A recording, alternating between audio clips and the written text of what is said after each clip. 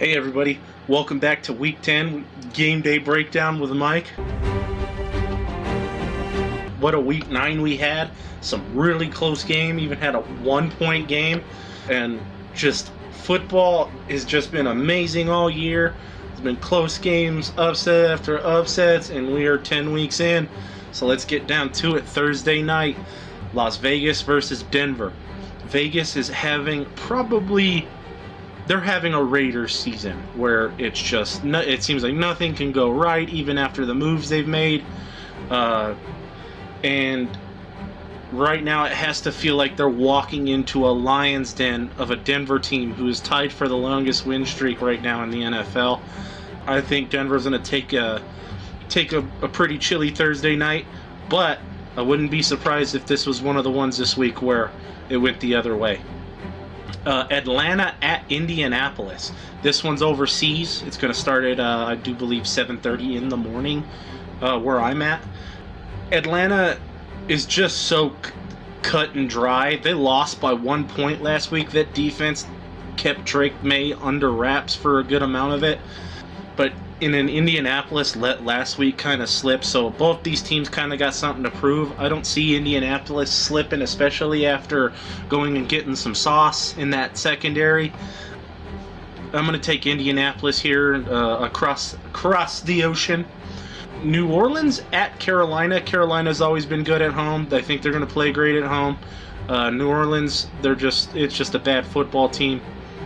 Bad coaching, bad football team, bad quarterback play. I mean, and then you get rid of Rashid Shaheed, so you Carolina at home probably by 14. The Giants at Chicago. The Giants are just a torn up mess. Jackson Dart's doing everything he can, but I don't think it's going to be enough going into the Windy City. I'm going to take the Chicago Bears here. Jacksonville at Houston. Jacksonville played really well last week, given who it is, it's kind of you got to take it with a grain of salt. But no C.J. Stroud for Houston this week. I think Jacksonville walks into Houston and takes a pretty easy one from the Texans. I could be wrong, but I think Jacksonville takes this one in Houston. Baltimore at Minnesota. I think Baltimore is just back in general. Baltimore with Lamar Jackson looks really good. They always do. I'm going to take Baltimore in this one. Cleveland at the Jets. This is two really bad football teams with really bad, I would say really bad quarterback play. Cleveland's got a really good defense. The Jets kind of just sold their entire defense away. I'm going to take Cleveland here, and I think it's going to be probably because of Myles Garrett's strip sack or something. New England at Tampa. This is my game of the week. I think this is going to really show who both these teams are. Drake May, can he bounce back from a kind of a lackluster week last week? And can he regain that position he earned in the MVP talks lately? Baker Mayfield, it has to come out here and earn his spot in those MVP conversations too. It does look like he might be without Leonard and Godwin this week, so we'll have to follow up on that.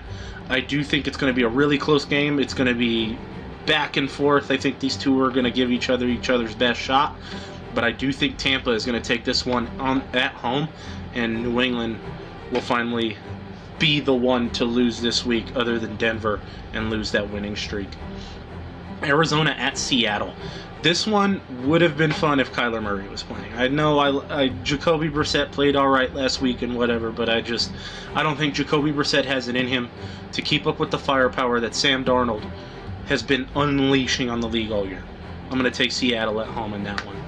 The Rams at San Francisco. The Rams are just a powerhouse. They're a well-oiled machine. It doesn't look like they're going to stop. And San Francisco,